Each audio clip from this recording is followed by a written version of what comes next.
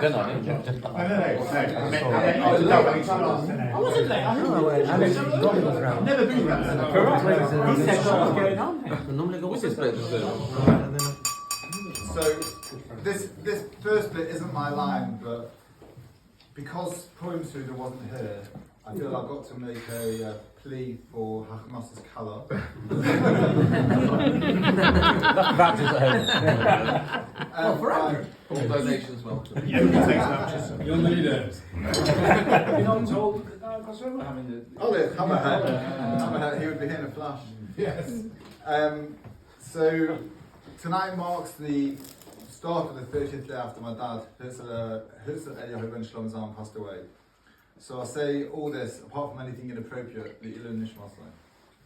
So apart from capital, so first of all I had to find out what you did at Siyum because I've never really done one before. So I've got to give a bit of praise here about what I learned and then try and tie something in somewhere along the way. So it's a bit of a spoiler, so if you haven't learned it and you want to, don't listen. So aside from capital punishment, there's 3 types of punishment that's meted out by Jewish courts. There's monetary payments, exile and lashes. It seems strange that Jewish law doesn't actually recognise imprisonment as any sort of punishment. There's 3 topics that are discussed in the Gemara, even though they appear in other places in the Talmud. And these are the laws of Edim Zamimim, false witnesses, of Gallup being sent to an exile, and of Makkot, of lashes. But there's no clear connection between any of these topics. They're included as like a completion of something that happened in Sanhedrin about the Bet Din. And to be honest, some of the asides that the Gemara gets into and some of the brises are so tangential and just have no relationship to anything that actually the 3 topics actually seem quite connected. Eidin Zomermin is the main idea that if a witness offers testimony against somebody that will potentially lead to punishment, say a death sentence, lashes or monetary payment, if another set of witnesses come along and say the first ones could possibly not have seen it because they were with me in a different place, then the first group will receive the punishment that the accused would have received. This ruling is quite new and it's an unusual concept in the Torah because other types of contradiction, for instance, witnesses who say they saw an incident but it happened differently, that wouldn't lead to that ruling. Or if there's a simple contradiction that 2 witnesses said it happened this way and then 2 more witnesses come along and say no, it happened that way, the court doesn't know who to believe, so both of them are discounted. The second one, which is the concept of galut, is exile, is also quite unique because according to the Torah, in the event that someone's killed accidentally, a person sent from his home into one of the cities of refuge, one of the 6 Arei Miklot, which was one of the Levite cities. And it appears that exile accomplishes 3 things. It's a bit like Seder night, 333. It serves as a punishment, it offers a level of atonement, and it protects the killer from the family relative who acts as a blood redeemer, a Goel Adam, who's allowed to avenge his family death. The combination of these 3 purposes, punishment, atonement and protection, make it clear that not every accidental death will lead to exile necessarily. So on the occasion that the accident may be something that should have been prevented, exile won't be an appropriate punishment, nor is it severe enough to offer atonement. Sometimes the accident may be something that could not have been prevented, and therefore there'll be no need for any punishment or atonement. Even the head flying off an axe can be discussed, and is discussed at length, if it's on the upswing or the downswing. So think about it this way: if you're playing golf, yeah, you've got your golf club, you won't get in trouble for doing that, but you will get in trouble for doing that. That's how it works. There you go. Exactly. It's all about the downswing. Lashes, which I thought the whole Gemara was going to be about, actually takes up very few pages. Although it finally does talk about how to whip a person. There are clear instructions in the Torah about lashing, although the Torah doesn't specify what the perpetrator may have done to deserve this punishment. The Gemara explains that someone who transgresses one of the negative commandments of the Torah is liable to receive lashes. And Makkot achieves 3 things: punishment, atonement and deterrence. Punishment has to be severe, and it's so severe that actually there's a requirement to examine the person who will receive the lashes to make sure that they are actually healthy enough to receive them, and because it could cause permanent damage or even death. And deterrence stems from the fact that aside from the physical pain, the lashes are given publicly in order to embarrass the perpetrator. Interestingly, if himself whilst being lashed, that's embarrassment enough, so the lashes stopped. Keep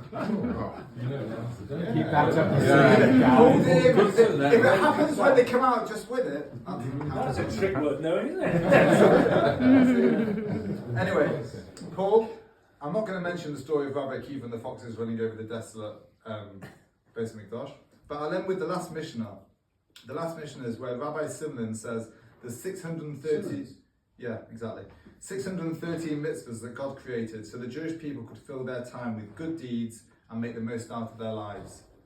Brought in Jewish talk, a few is found here, that there's 365 negative mitzvah that relate to the days in the solar year, and the easy way to remember is do 48, 248 positive ones that relate to the bones and limbs of the body. Now, Daniel will tell you, as Dr. Google will, that there's really about 206. So, not sure where the 248 comes in. You question the importance of Jewish education? No. Google. I'm questioning Google. And there's a whole gematria of why 611, where 613 even come from, but that's for another day. The Gemara says that future leaders realised that 613 is just too many, so they all distilled the 613 down, and King David basically filtered it down to 11 ethical and moral requirements. Yeshayahu, Isaiah got it down to 6, and Micha got it down to 3, which were to do justice, to love kindness, and to go discreetly with God. But a guy called Chabukak got it down to 1, and he said, the righteous person shall live through his faith. And this for me is the epitome of my dad. His faith was one of being a Jew, a family man, a loving husband, a father, a Zionist, a community person, a businessman, a friend, and the list goes on. But he lived each and every one of those faiths. He made the most out of his life in each and every field, each and every day. And whilst he set the bar high, he's shown us all the way that we can act. At the Shiva, I decided not to do the whole Mishnah sheet thing because I didn't want to impose. But Rabbi Eisenberg suggested I learn this Gemara so I could have the Siyum for my dad. And I'm pleased I have because, like he embraced all new challenges, I feel I harnessed a little bit of Herzl in getting to this Siyum. So I have to say that he would never ever have learned Gemara. But I feel that I did embrace it, I did capture a bit of his spirit in doing it, so that's how we got here tonight. So very quickly, I'm just going to finish it off.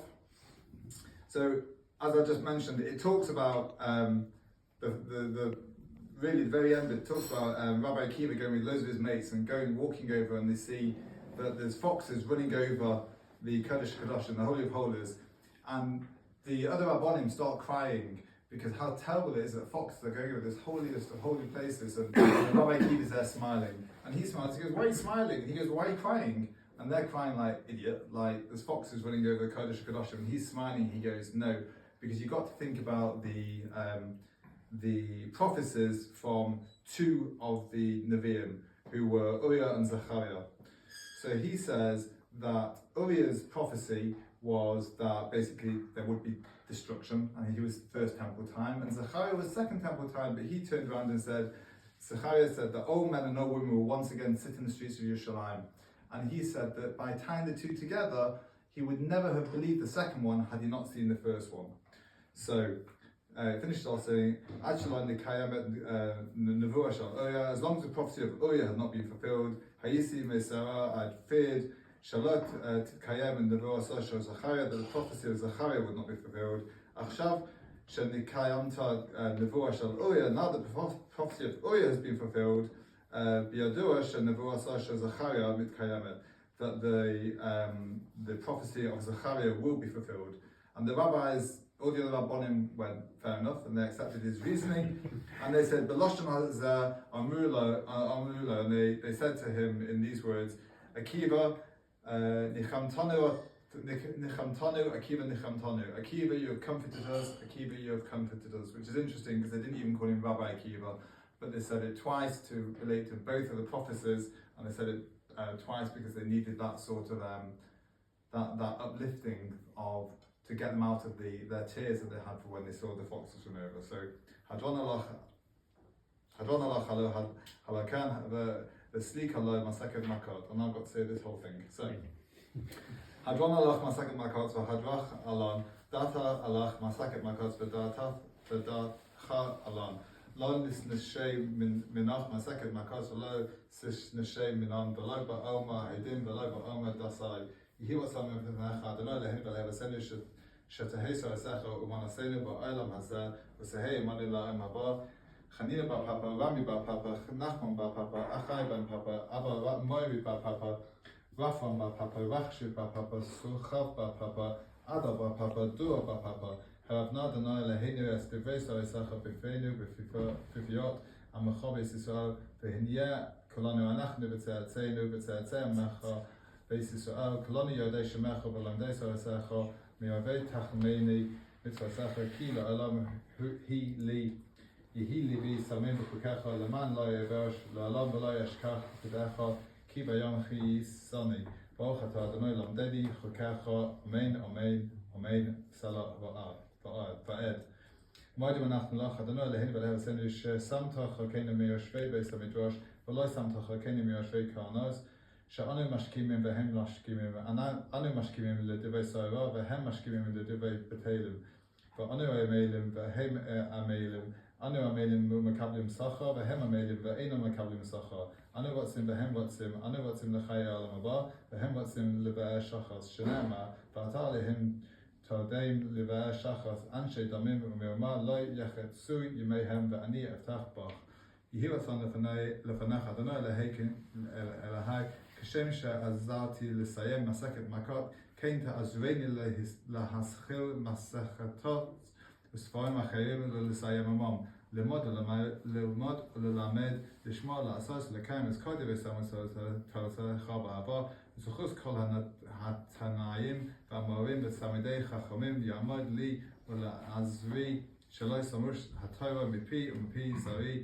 וזרע וזרי עד עולם והזקיים בי והסלח לך תנחה עשך ושופך תשמע עליך והחקיצתו היא תשיחך כי בי יבוא ימיך ויוסיפו לך שנות חיים אורך ימים בימינו בסמילה עשה בכבוד אדוני הזמן ייתן אדוני יברך הזמר והשלום. I did this a month ago, so I might remember the words.